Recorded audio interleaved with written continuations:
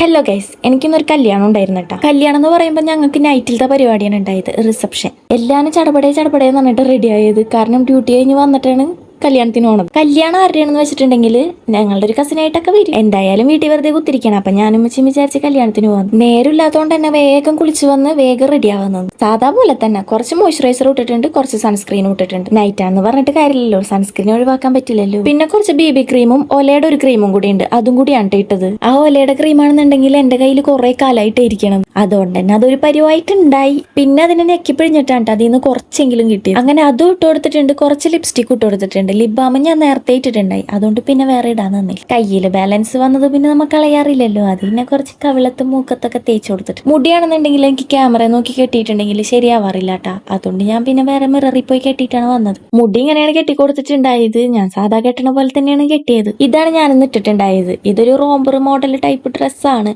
ചൂടായോണ്ട് തന്നെ ഇത് ഇടണോന്ന് എനിക്കൊരു ഡൗട്ട് ഉണ്ടായിരുന്നു. പിന്നെ ഇത് എടുത്തങ്ങടി ഇട്ടു. ഇതിന്റെ കൂടെ മാച്ചായി പോകുമെന്നൊന്നും എനിക്കറിയില്ല, എന്നാലും എൻ്റെ ഒരു ഇഷ്ടത്തിന് ഞാൻ കുറച്ച് സംഭവങ്ങളും കൂടെ ഇട്ട് കൊടുത്തിട്ടുണ്ടായിരുന്നു ഭംഗിക്ക്. ഫസ്റ്റ് നമ്മൾ ഇട്ട് കൊടുത്തിട്ടുണ്ടായിരുന്നത് ഒരു കമ്മലായിരുന്നു കേട്ടാ. പിന്നെ അത് കഴിഞ്ഞിട്ട് അതിന് മാച്ചായിട്ടുള്ള ഒരു മാലയും കൂടി ഇട്ട് കൊടുത്തു. അത് കഴിഞ്ഞിട്ട് ഒരു കൈമ നമ്മൾ വാച്ച് കെട്ടി കൊടുത്ത്, മറ്റേ കൈമ ഒരു ബ്രേസ്ലെറ്റ് ആണ് ഇട്ട് കൊടുത്തത്. ലാസ്റ്റ് റെഡി ആയി വന്നപ്പോൾ ഈ കോലമായിട്ടുണ്ടായി. പുറത്തായിരുന്നുണ്ടെങ്കിൽ നല്ല മഴക്കാറായിരുന്നു കേട്ടോ, നല്ല കാറ്റും ഉണ്ടായിരുന്നു, അതിന്റെ ചൂടും ഉണ്ടായിരുന്നു, ഒരു വൃത്തിയായിട്ട ചൂട്. അങ്ങനെ പിന്നെ നമ്മൾ ഹോളിലെത്തി ഫസ്റ്റ് തന്നെ നമ്മൾ ഫുഡ് കഴിക്കാനാണ് പോയത്. ഫുഡ് കഴിച്ച് കഴിഞ്ഞിട്ട് പരിപാടി കാണാൻ പോകാന്ന് വിചാരിച്ചു. ഫസ്റ്റ് കഴിക്കാനിരുന്നത് നന്നായി, അത് കഴിഞ്ഞപ്പോൾ പൊരിഞ്ഞ തിരക്കായിരുന്നു കേട്ടോ. അതിന്റെ ഇടയിൽ തള്ളിയിട്ട് നമ്മൾ 2 ഐസ്ക്രീമും വാങ്ങിച്ചൊരു മൂലൊക്കെ പോയിരുന്നു തിന്നു. അത് കഴിഞ്ഞിട്ട് പിന്നെ നമ്മൾ പെണ്ണിനെ ചെക്കനെ കാണാൻ പോയി. അവിടെ ഇരുന്നുണ്ടെങ്കിൽ കുറെ പരിപാടികളൊക്കെ ഉണ്ടായിരുന്നു കേട്ടോ.